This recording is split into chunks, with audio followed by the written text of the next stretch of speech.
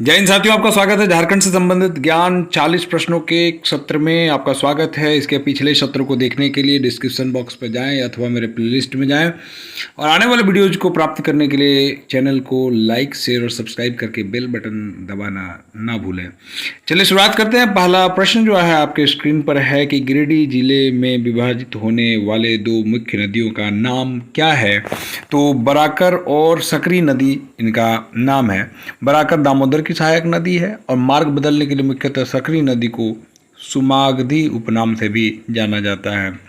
2001 में project elephant के अंतर्गत भारत का प्रथम हाथी रिजर्व कहाँ बनाया गया।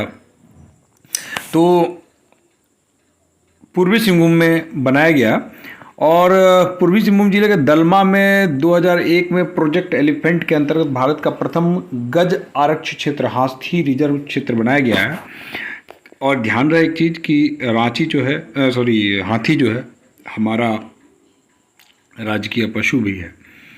आगे बढ़ते हैं कि मैथन बांध किस नदी पर बना है। तो मैथन बांध जो है बराकर नदी पर बना है और यह धनबाद में स्थित है। बराकर दामोदर की सहायक नदी है और मैथन बांध का जो निर्माण हुआ 1958 में हुआ है, ध्यान रखिएगा। झारखंड का कौन सा जिला पश्चिम बंगाल और उड़ीसा से अपनी सीमाएं साझा करता है। तो झारखंड का पूर्वी सिंहभूम जो है वह पश्चिम बंगाल एवं उड़ीसा के साथ अपनी सीमाओं का साझा करता है और पूर्वी सिंहभूम जिला 16 जनवरी 1990 को अस्तित्व में आया था। झारखंड में अभ्रक का मुख्य उत्पादक जिला कौन सा है। तो झारखंड में अभ्रक का मुख्य उत्पादक जिला कोडरमा है। जी हाँ, राजमहल ट्रैप झारखंड के किस भाग में स्थित है। तो जो राजमहल ट्रैप है यह झारखंड के उत्तरी पूर्वी भाग में स्थित है। किसे भारत का पिट्सबर्ग भी कहा जाता है। तो जमशेदपुर को भारत का पिट्सबर्ग कहा जाता है। जरा समझिए कि पिट्सबर्ग जो है क्या है। वो यूएसए का एक औद्योगिक नगर है जो 3 नदियों के संगम पर स्थित है। जमशेदपुर को उसके विशाल लौह इस्पात उद्योग के कारण भारत का पिट्सबर्ग कहा जाता है। अगला प्रश्न है कि वहाबी आंदोलन का झारखंड में प्रसार का दायित्व किसे दिया गया था। तो वहाबी जो आंदोलन है शाह मोहम्मद हुसैन को दिया गया था। संथाल परगना में इसका प्रसार इब्राहिम मंडल एवं अमरुद्दीन द्वारा किया गया। झारखंड में वहाबी आंदोलन की शाखाएं राजमहल में खोली गई और हजारीबाग के मीर उस्मान अहमद शाह बरेली से मिलने बरेली गए थे। अगला प्रश्न है कि निम्न में से कौन सा कथन असत्य है। तो जरा देखिए कि देवघर स्थित बैद्यनाथ उच्च विद्यालय क्रांतिकारी राष्ट्रवाद का सूचक है, यह गलत है। अगला जो है जरा देखिए कि चूँकि देवघर में स्थित जो आर मित्रा उच्च विद्यालय है क्रांतिकारी राष्ट्रवाद का सूचक है। अगला प्रश्न जरा देखिए कि 1994 में जेपीपी की स्थापना हुई थी जिसके अध्यक्ष डॉक्टर रामदयाल मुंडा और महासचिव सूर्य सिंह बेसरा थे। यहाँ जेपीपी निरूपित करता है यह झारखंड पीपल्स पार्टी को।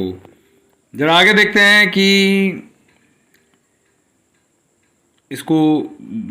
इसको गुफा झारखंड के किस जिले में स्थित है। जरा ध्यान दीजिएगा कि इसको गुफा झारखंड के किस जिले में स्थित है। यह हजारीबाग जिले में स्थित है और इसको आदि मानव द्वारा निर्मित चित्र भूल भुलैया जैसी आकृति, खुला सूर्य मंदिर एवं शैल चित्र दीर्घा मिला है।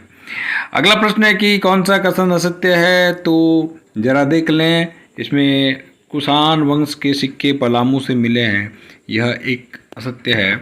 क्योंकि कुषाण कालीन सिक्के जो है रांची एवं सिंहभूम तट से तथा रोमन सम्राटों के सिक्के सिंहभूम से मिले हैं। अशोक के 13वें शिलालेख में झारखंड क्षेत्र की चर्चा अटावी नाम से की गई है, ध्यान रखिएगा। झारखंड में अंग्रेजों द्वारा का प्रवेश सर्वप्रथम किस क्षेत्र से हुआ था। तो यह सिंहभूम क्षेत्र से हुआ था, ध्यान रखिएगा, ये बहुत इंपॉर्टेंट सवाल है। और यह 1767 में हुआ था। अंग्रेजों ने फर्ग्यूसन के नेतृत्व में सेना को सिंहभूम पर आक्रमण के लिए भेजा था। कंपनी द्वारा धालभूम के राजा जगन्नाथ धाल को अपदस्थ कर नीमू धाल को राजा बनाया था। धाल विद्रोह जो है 1767 से 1777 तक चलाया गया था। अनुसूचित क्षेत्र की परिभाषा से संबंधित भारतीय संविधान की कौन सी अनुसूची है।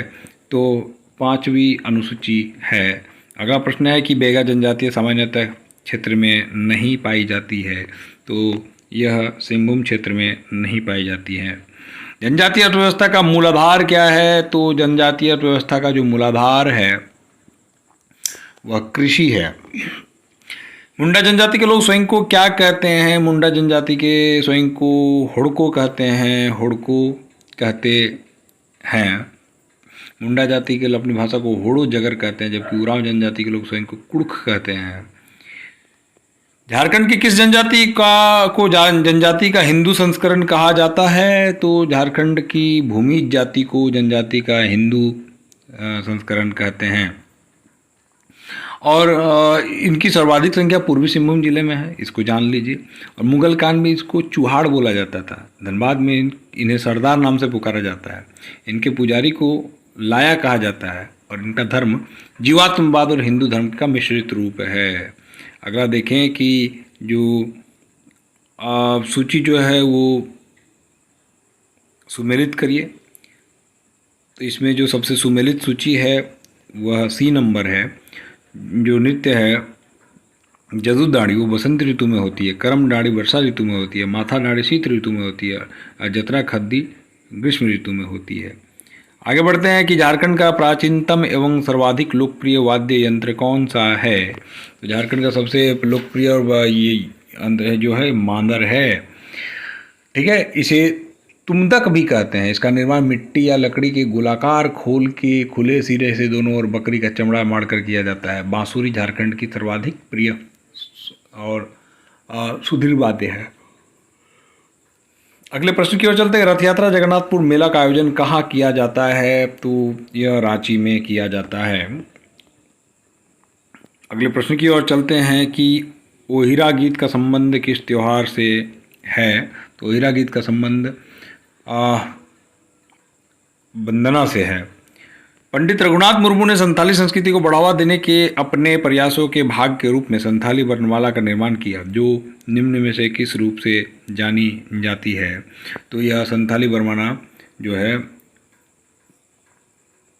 ओलचिकी के नाम से जानी जाती है। किस नाम से जानी जाती है? ओलचिकी नाम से जानी जाती है। शरद चंद्र राय ने मुंडाज एंड देयर कंट्री नामक पुस्तक किस वर्ष लिखी थी? तो शरद चंद्र ने ये जो किताब है वह 1912 ईस्वी में लिखी। ठीक है, अगला प्रश्न है कि संथाली भाषा पर लिखी गई सर्वप्रथम पुस्तक कौन सी है? तो an introduction to the Santhal language. Update rock phosphate Jharkhand के किस जिले में किसमें पाया जाता है? तो यह पश्चिमी सिंहभूम में पाया जाता है। ठीक है, रॉक फॉस्फेट खनिज के भंडारण की दृष्टि से झारखंड भारत का अग्रणी राज्य है। माइकल जॉन सभागार निम्नलिखित से कौन से शहर में स्थित है? तो माइकल जॉन सभागार जमशेदपुर में स्थित है। टांगीनाथ मंदिर कहाँ अवस्थित है? तो टांगीनाथ मंदिर जो है गुमला जिले में है। ठीक है, यह गुमला जिले के मंझगांव गुमला में है। इसके बारे में जरा जान लीजिए कि टांगीनाथ जो है, इस मंदिर के अंदर एक विशाल शिवलिंग के अलावा 8 अन्य शिवलिंग भी हैं। इस मंदिर के पास एक अष्टकोणीय खंडित त्रिशूल भी है, जिसकी भूमि से ऊंचाई लगभग 11 फीट है। इस स्थान का संबंध परशुराम से जोड़ के देखा जाता है। परंपरा के अनुसार आज भी परशुराम के पदचिन्ह मौजूद हैं तथा परशुराम द्वारा प्रयुक्त फरसा टांगी गड़ा हुआ है। इस स्थान का नाम संबंध परशुराम संप्रदाय से है। इसलिए बोला जाता है कि यहाँ पे परशुराम ने अपना जो परसा फेंका था वही परसा भी वहाँ उपलब्ध है। नीलांबर पीताम्बर जल समाधि समृद्धि योजना के अंतर्गत मनरेगा के तहत कितने मानव दिवस का सृजन करने का लक्ष्य रखा गया है? तो 10 करोड़ मानव दिवस का लक्ष्य रखा गया है। और जरा देखें कि 2020 में शुरू हुई नीलांबर पीताम्बर जल समृद्धि योजना का उद्देश्य क्या है कि जल संरक्षण, भू जल एवं वर्षा जल भंडारण के लिए कृषि उपयोगी जल संग्रहण इकाइयों का निर्माण करना है। ठीक है,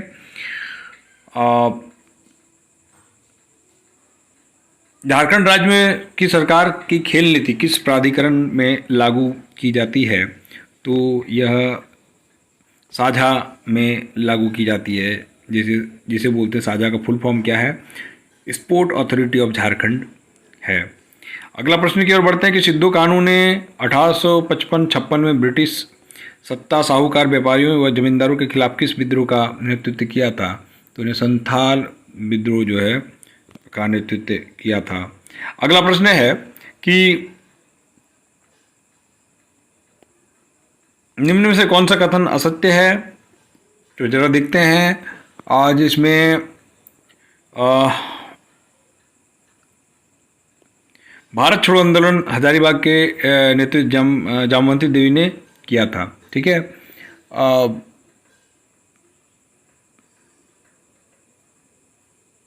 ये आंदोलन संथाल परगना में जामवंती देवी ने किया था। प्रेमा देवी की रही थी, ध्यान रखिएगा। संथाल परगना क्षेत्र धर्म पर खेरवाल वंशो धोरम पुथी प्रसिद्ध किसकी लिखी गई है, किसके द्वारा लिखी गई है? जरा देखिए।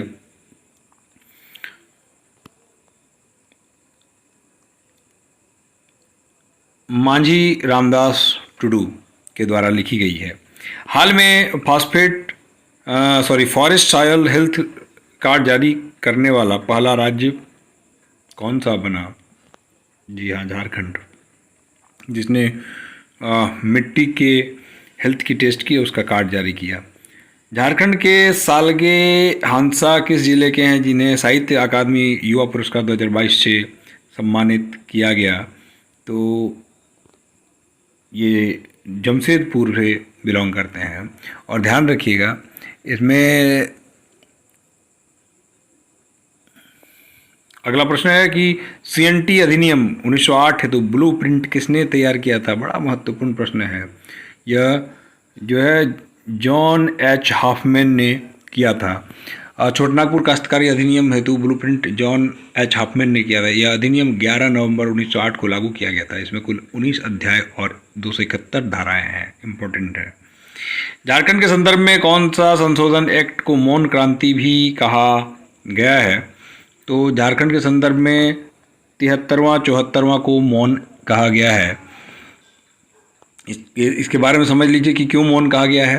73वें संविधान संशोधन में पंचायती राज की स्थापना का प्रावधान किया गया, जबकि 74वें संविधान संशोधन में नगरीय स्थानीय शासन को संवैधानिक संरक्षण प्रदान किया। झारखंड में स्थानीय स्वशासन में महिलाओं के लिए 50 सीट का आरक्षण का प्रावधान है। झारखंड के गठन से अब तक राष्ट्रपति शासन कितनी बार लग चुका है? बड़ा इंपॉर्टेंट प्रश्न है। 3 बार लग चुका है। ठीक है।